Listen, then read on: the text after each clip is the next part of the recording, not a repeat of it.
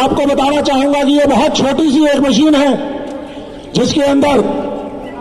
आप बटन दबाएंगे,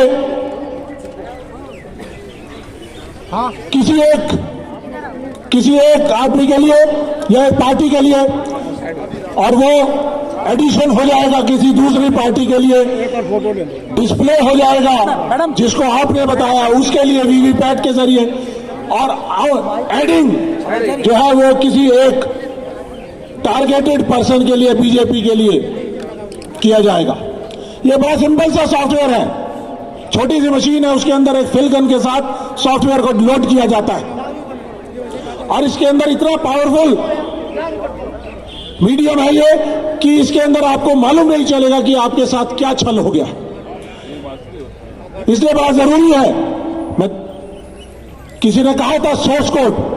इसके सोर्स कोड की जानकारी होनी बड़ी जरूरी है ताकि हमें पता चले कि इसके अंदर रूटीन और सब रूटीन क्या चली हुई है, कि हमारी वोट जो है वो कैसे ट्रेवल कर रही है, वो सोर्स कोड ही बता सकता है। तो इसलिए बड़ा जरूरी है कि सोर्स कोड को पूरी तरह से सबके सामने पब्लिक किया जाए। इसके अलावा क्या जरूरत है हमें इस ईवीएम की? जब 140 करोड़ लोगों को यह यकीन नहीं कि उनकी वोट कहां जा रही है, तो इस मशीन की जरूरत है। बड़े बड़े डेवलप्ड नेशंस ने ईवीएम के ऊपर गए, अमेरिका ने भी किया, अभी रिसेंटली बांग्लादेश ने अपने जो इलेक्शन कराए हैं वो बैलेट पेपर पे कराए हैं, उन्होंने भी इस्तेमाल किया था, जापान ने भी इस्तेमाल किया था, यूरोपियन कंट्रीज ने भी इस्तेमाल किया था, लेकिन वहां पे प्रजातंत्र को ज्यादा बड़ा माना जाता है। लोगों ने आवाज उठाई कि हमारी वोट हमें नहीं मालूम चल रही कहां जा रही है, तो इसलिए फैसला किया गया कि ईवीएम को हटा दिया जाए। तो इसलिए बड़ा जरूरी है कि ईवीएम हटनी जरूरी है। अगर ईवीएम हटेगी तो संविधान का राज आएगा, संविधान का राज आएगा तो आपका राज आएगा, राम राज्य होगा,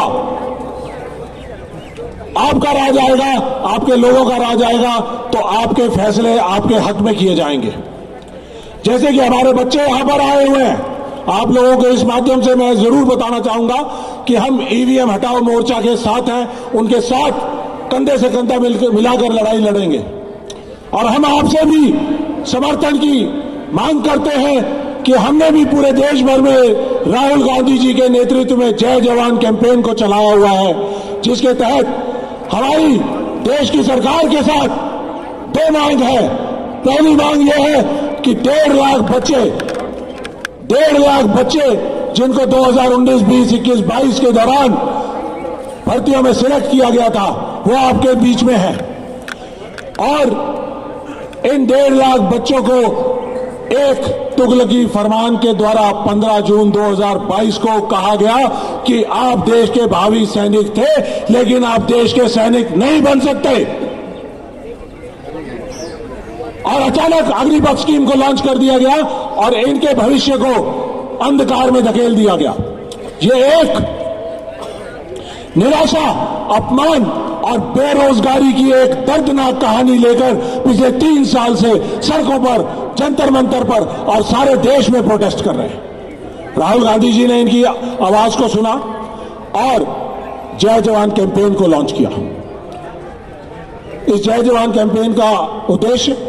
1.5 लाख बच्चों को पेंडिंग भर्ती दिलाना, अग्निपथ स्कीम को खत्म करना, और जितने भी अग्निवीर देश में